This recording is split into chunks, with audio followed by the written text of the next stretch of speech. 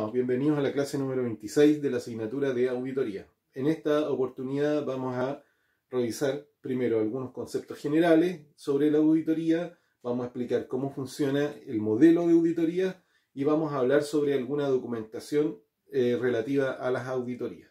Bien, entonces vamos a partir por la definición de auditoría que aparece en la norma 19.011 y esta indica en el apartado 3.1, dice, es que la auditoría es un proceso sistemático, independiente y documentado para obtener evidencia objetiva y evaluarla objetivamente para determinar en qué medida se cumplen los criterios de auditoría.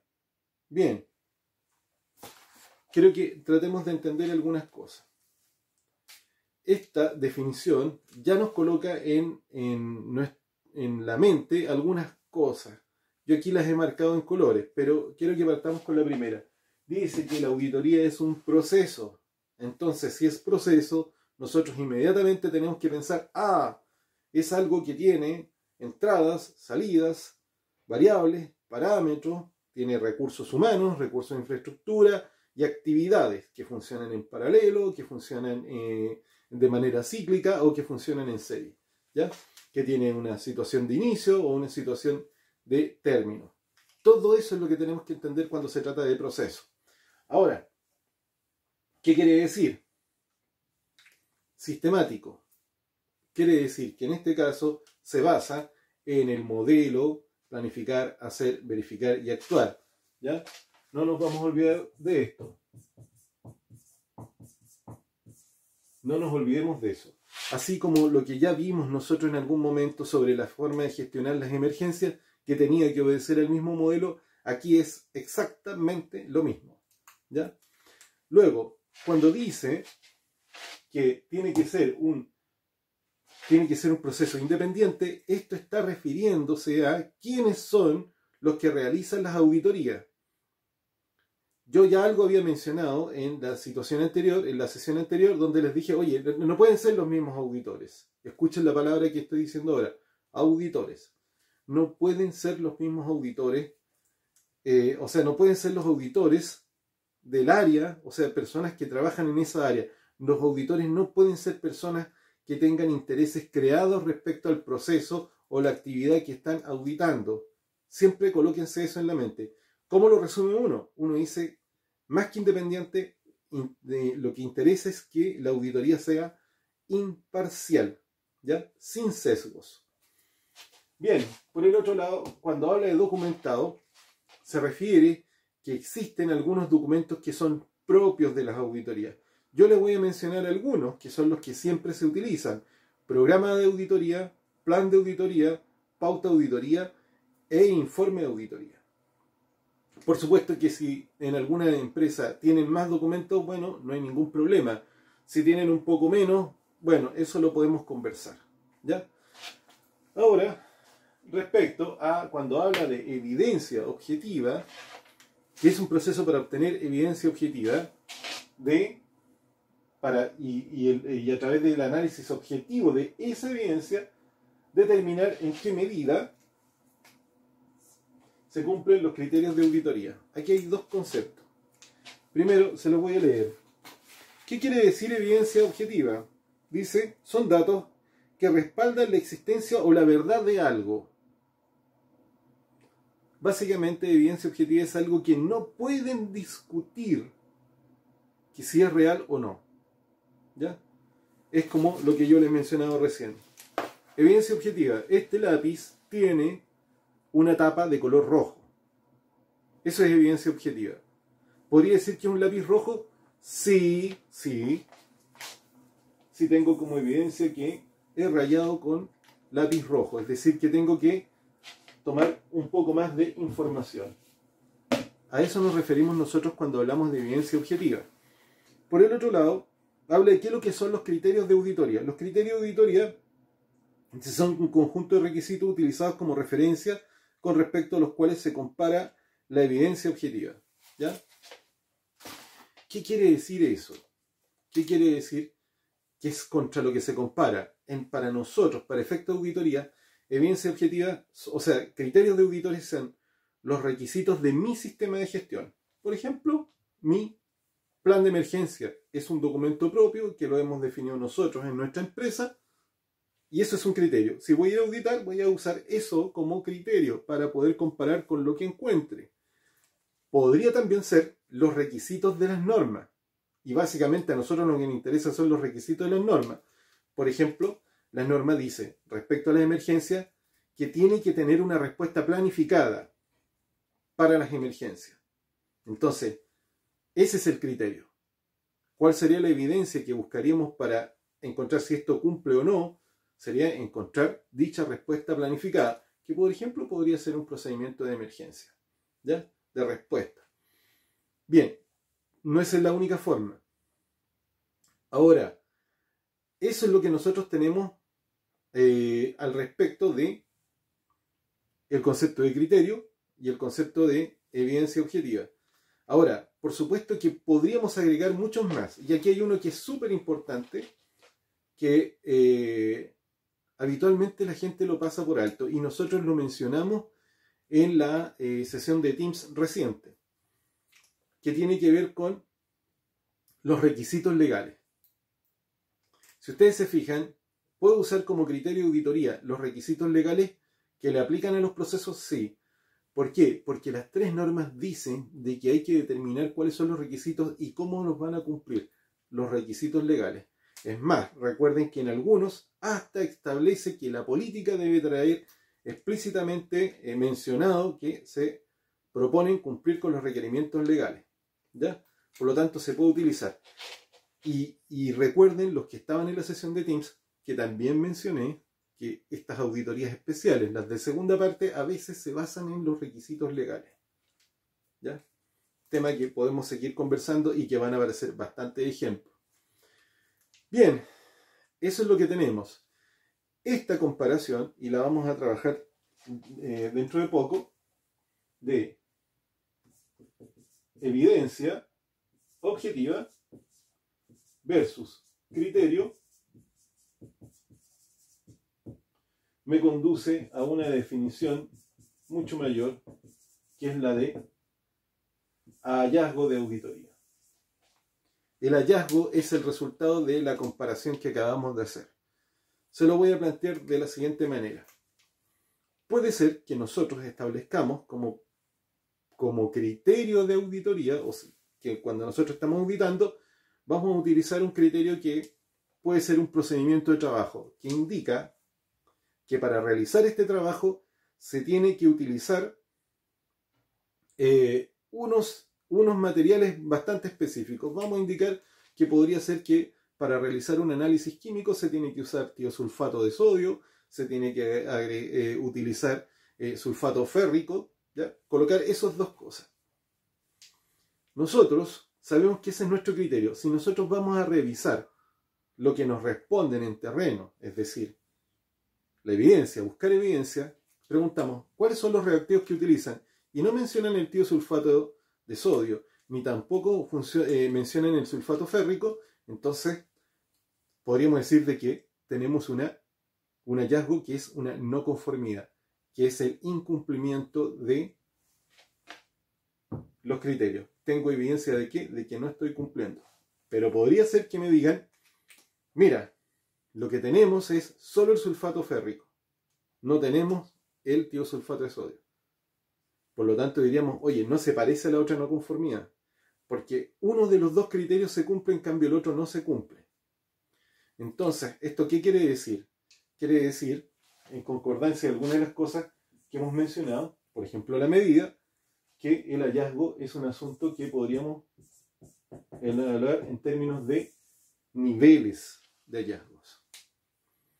¿Qué voy a mencionar? Nosotros habitualmente en las auditorías manejamos algunos niveles para los hallazgos. Estos niveles, ¿cuáles pueden ser? Los niveles pueden ser la no conformidad,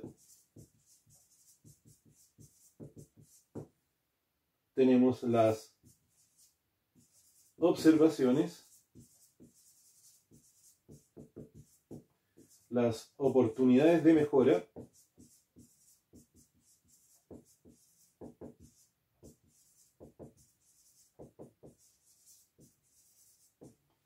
las recomendaciones.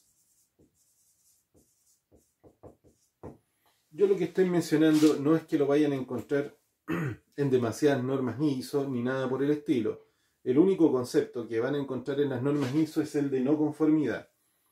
Pero voy a pasar a explicar lo siguiente. La no conformidad quiere decir de que yo derechamente no cumplo con uno o más requisitos. ¿Sí? Eso es un hallazgo, voy a denominar un hallazgo no conformidad cuando no cumplo con uno o más requisitos. Pero por el otro lado, podríamos hablar de observaciones cuando eventualmente podríamos decir que estamos a punto de no cumplir con uno o más requisitos. Me explico. Si usáramos el ejemplo que mencioné recién, nosotros podríamos decir que una observación, en este caso, de no tener, podría ser que no tenía uno de los dos reactivos o no tenía ninguno de los reactivos. Pero podría ser que tengo los reactivos, pero sin embargo, tengo evidencia que están a punto de agotarse. Entonces, al momento en que yo hago la consulta o entrevisto a la persona y me dice, mira, tenemos los reactivos, pero nos queda muy poco. Yo lo que estaba chequeando es que si se cumple, pero me estoy encontrando con una situación donde, oye, están a punto de no cumplir. Entonces, ese es el espacio que se deja a hallazgos que se denominan observaciones. Por supuesto que hay gente que va a discutir lo que yo estoy diciendo, pero yo estoy hablando de cosas que habitualmente se utilizan. En la sesión de Teams vamos a profundizar un poquito sobre el origen de estas definiciones fuera de la no conformidad. Luego tenemos unas que se denominan oportunidades de mejora. ¿Esas qué es lo que son? Esto es bastante extraño, pero puede ser que durante una auditoría tú no es que te encuentres con un criterio especial, sino que podría pasar la siguiente situación. Puede ser que te percates de que tienes evidencia objetiva de que en alguna parte alguien lo está haciendo, vean, una lectura positiva, alguien lo está haciendo mejor que en el lugar donde tú te encuentras. ¿Sí? Veamos, podría ser que en ese laboratorio, mientras tú estabas entrevistando, te dieron como evidencia lo siguiente. Mira, lo que pasa es que nosotros preferimos siempre tener un sobrestock de 15 días extra de estos dos reactivos, porque cada vez que encargamos, a veces se suelen demorar y a veces pasa que estamos 2 o 3 días sin tener el reactivo por culpa de que lo pedimos a última hora. Entonces estoy obteniendo una evidencia de ¿qué? Como quien dice, de sobrecumplimiento de mi criterio. Mi criterio era que tuvieran los reactivos, pero me encuentro con que me están enseñando algo que lo puedo evaluar como positivamente sobrecumplido. Entonces yo podría plantearme como oportunidad de mejora que se evalúe si esto es digno de ser transferido o es una práctica que podría ser, por decirlo así, difundida o aplicada en más procesos. Voy a colocar un caso en esta índole. Después, cuando nosotros revisemos los casos, porque vamos a usar casos y muchos ejemplos, vamos a ver cómo se aplica esto más directamente. Ahora, oportunidad de mejora podría ser cuando quizás tenemos la capacidad de advertir, y ahora negativamente, advertir con anticipación que no es que el reactivo puede que se esté por agotar, que era la idea de la observación, sino que nos indican que, mira lo que estoy diciendo, puede ser que las personas nos dicen, mira, estos reactivos nos van a durar un tiempo, pero resulta que nosotros sabemos que producto de la contingencia no nos están llegando reactivos y aún no estamos comprando con anticipación. Creo que y quizás se escucha que la misma gente te está dando una información que podría ser útil. En ese caso, tú hablas de que tu hallazgo es una oportunidad de mejora. Por los dos lados, tanto si es una cosa positiva como si es una cuestión de carácter negativo. Bien, esto es bastante parecido para que se den cuenta que es como hablar de las oportunidades y de las amenazas. ¿Ya? Bien, las recomendaciones. Este es un tipo de hallazgo que es bastante poco querido en algunas por algunas casas certificadoras o por algunos auditores. Voy a explicarme. Esto es cuando eventualmente el auditor realiza un hallazgo donde no está ni claro el criterio, ni tampoco está muy clara la evidencia objetiva. Es decir, mira, no tengo suficiente antecedente, entonces mejor te hago una recomendación. Y la recomendación habitualmente es busca más evidencia. Recuerden un poco qué fue lo que pasó con estos hallazgos que vimos en la sesión de Teams, de estos cables que estaban colgados. Le dije, mira, respecto a la caja, no tengo mucho que decir. Entonces podría dejar una recomendación. ¿Cuál? Se recomienda averiguar si es que esta caja eléctrica se encuentra energizada o no. Punto. Eso es una recomendación. ¿Por qué? Porque tengo evidencia, pero no tengo claro, o sea, no tengo clara mi evidencia, no sé si es que realmente esa caja eléctrica se encontraba energizada o no. Y como no tengo claro, recuerden lo que yo les mencioné, como no tenía claro, en este caso, de que existiera un requisito específico, entonces lo que hacía era, lo dejo como recomendación. Cuando tu capacidad para recolectar evidencia objetiva ya se ve un poco en duda, entonces tienes la alternativa de generar el hallazgo como recomendación.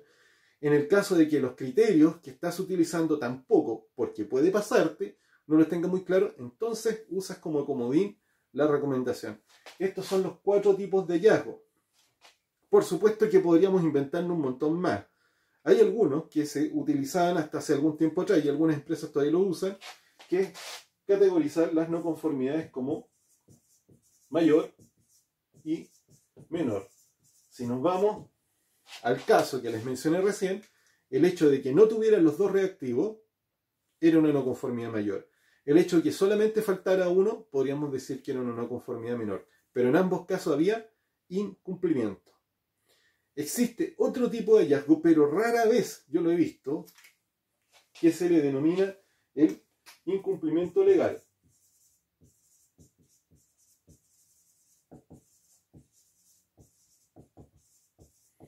Lo digo porque lo he visto por ahí algunas veces, como categoría de hallazgo. Pero eso siento a veces que es una mala lectura de lo que quieren, de lo que dicen los requisitos normativos.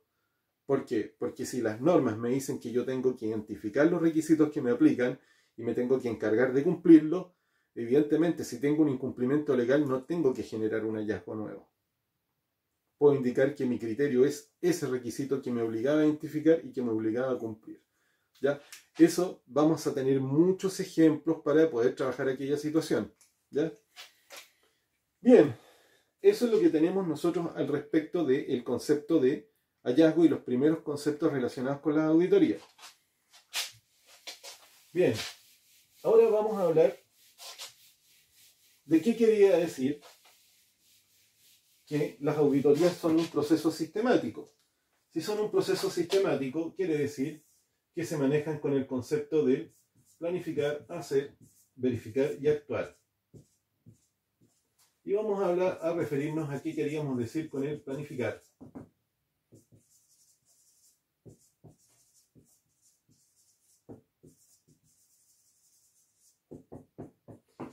Las auditorías funcionan como sistema, ¿ya? Y en primera instancia, cuando nosotros hablamos del planificar, quiere decir que nosotros deberíamos tener un programa de auditorías. En la medida que avance estas clases, yo a este programa le voy a llamar derechamente programa anual. Le voy a agregar ese apellido. Luego tenemos otro concepto, que es el plan de auditoría. Se denomina plan y yo le agrego de la auditoría. Luego tenemos otro, que es el de la pauta, que yo le llamo del auditor. Y finalmente tenemos uno que lo voy a marcar en otro color, porque es un registro, que es el informe de la auditoría. Bien, ya vamos a ir al detalle sobre esto. ¿Qué es lo que es un programa anual? Un programa anual es donde yo fijo la cantidad de auditorías que voy a hacer. Es como los programas de simulacro, ¿ya? Bien, ¿qué es lo que es el plan de auditoría? Es una especificación para una auditoría. ¿Qué es lo que es la pauta del auditor? Es una cosa que después lo vamos a ver en términos prácticos, que es como andar con una tablita de esta y trayendo los criterios de auditoría y una zona donde podemos anotar algunas de nuestros hallazgos, ¿ya? Luego, sobre el hacer, ¿qué es lo que nos interesa al respecto? Sobre el hacer, aquí nos interesa los auditores y sus competencias y lo que tiene que ver con, bueno, de alguna manera apenas aparece sugerido, pero podría tener que ver con la infraestructura de la auditoría. Voy a referir rápidamente a eso para no tener que anotarlo. Puede ser que si ustedes están haciendo auditoría de carácter ambiental o de seguridad o algunas muy específicas para procesos muy específicos que tienen que ver con la calidad, si estuvieran utilizando instrumentos para poder recolectar evidencia objetiva, entonces eso podría correr como parte de la infraestructura de una auditoría, ¿sí? Ojo con eso. Después vamos a mencionar, cuando vayamos con más ejemplos, vamos a mencionar que aparecen hasta los EPP metidos aquí también, ¿ya? Pero básicamente nos referimos a los auditores, a sus competencias y a la... Me está fallando el lapicito. Capacitación de los auditores. Bien, esto me voy a extender mucho más en este caso. Las competencias, recuerden ustedes que las definíamos nosotros en términos de la educación, la formación, la experiencia y las habilidades.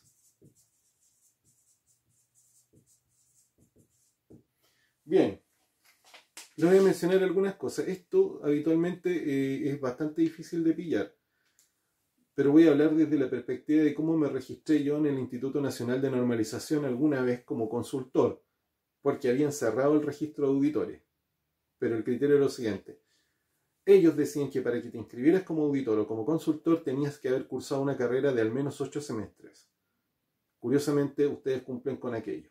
Eso es en términos académicos, ¿ya? Pero por el otro lado, nosotros también tenemos que, respecto a la formación, lo voy a mencionar acá, tenemos cursos de auditoría y están los cursos de 16 horas, de 24 horas, los de 40 horas, y aquí voy a anotar esta asignatura que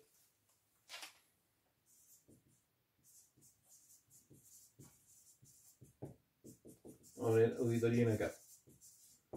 Miren, curiosamente no me acuerdo si esta asignatura tiene 90 horas o 105, ¿ya? Pero voy a creer que son 90. Si son 90, evidentemente es mucha materia, ¿ya? Ahora, ¿en qué consisten los cursos de 16 horas de auditor? En esos cursos de 16 horas se forman a las personas que ya tienen conocimientos en los requisitos de las normas ISO, ¿sí? Y lo único que hago es entregarle la práctica de auditoría, es decir, enseñarle cómo se realiza una auditoría. En los cursos de 24 horas, lo que se hace es agregar 8 horas de formación. Esos son como para personas que no saben nada, pero absolutamente nada de auditoría, ni tampoco saben de normas ISO. Entonces, tienen un módulo de 8 horas donde se forman como expertos, ojo, 8 horas como expertos en normas ISO, y luego 16 horas para aprender a realizar las auditorías. Y luego tenemos un curso bien especial, que es este curso gigante, que es el de 40 horas, porque este curso es de auditor líder. ¿Ya? Eso es, el de auditor líder. Yo tomé ese curso y ese curso dura 40 horas y es bastante caro. Actualmente está disponible unos que son del INN y las casas certificadoras también lo ofrecen. Si tienen alguna vez la oportunidad de que los manden del trabajo, tomen el curso. A pesar de que yo después les voy a comentar de que este curso también debería servir, ¿ya? Esta asignatura. Bien, eso es respecto a las competencias de estas personas y la capacitación. Pero ahora vamos a pasar a definir los distintos tipos de auditores. Y nosotros, perdón, lo de la auditoría en ACAP lo vamos a dejar para después, ¿ya? Tenemos distintos tipos de auditores. Está el auditor jefe, el auditor, tenemos al auditor en entrenamiento,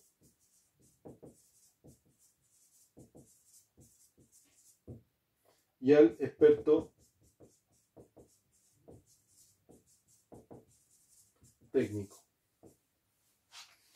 De partida, ¿quién puede ser auditor jefe? Aquella persona que idealmente tiene al menos uno de estos 3 cursos. ¿Sí? Debería tener al menos uno de esos 3 cursos. Pero si es auditor jefe, se entiende que como mínimo debería tener el curso de 24 horas, porque debería dominar los sistemas de gestión y además saber hacer auditoría, ¿ya? Pero aparte de eso, tiene que tener al menos algo de experiencia en auditorías, ¿sí? Quiero que piensen en eso. Luego tenemos el auditor normal. Ese auditor debería tener, ¿qué cosa? Al menos un curso de auditor. Y ese curso, si es de 16 horas, debería incluir por lo menos uno de 8 horas o 16 horas más sobre sistemas de gestión. Lo mismo que pasaba con el otro. Pero este debería tener, al menos como experiencia, haber estado antes en una auditoría. Fíjense. Si el auditor jefe debería haber tenido experiencia, debería haber sido antes en experiencia como auditor. Veamos, ¿quién es el auditor en entrenamiento? Es un auditor que tiene el curso pero no tiene ninguna experiencia y la está ganando. Son auditores que se invitan. Recuerden el caso de estas alumnas que yo les mencioné, que fueron a CAP, estas 10 alumnas que se seleccionaron por sus buenas notas. Bueno, esas 10 alumnas participaron en la auditoría y fueron como auditoras en entrenamiento. Y después pudieron recién realizar una auditoría de segunda parte porque ya habían tenido experiencia, ¿sí? No participaron como auditores en entrenamiento, participaron como parte del equipo auditor. Ya vamos a definir más adelante qué quiere decir equipo auditor, pero el equipo auditor está constituido por estos personajes que acabamos de mencionar acá. A ver cómo ando del tiempo, si me queda. Bien, ¿quién es el experto técnico? Es una persona que no audita, pero que participa del equipo auditor, ¿ya? Vamos a explicar. Esto que acabo de mencionar aquí es el equipo auditor. ¿Quién puede ser experto técnico? Veamos. Si yo hubiera estado haciendo una auditoría en este ejemplo que vimos en la Alameda, un experto técnico podría haber sido un eléctrico, al que yo le hubiera pedido, por favor, anda, mide ahí, ve si es que esto se encuentra energizado o no. Alguien que no realiza auditoría, pero es una persona que apoya el proceso de auditoría. Ojo con eso. Bien, ¿qué más? Voy a parar acá un poquito el video porque si no se me va a cortar, ¿ya? Y continuamos al tiro.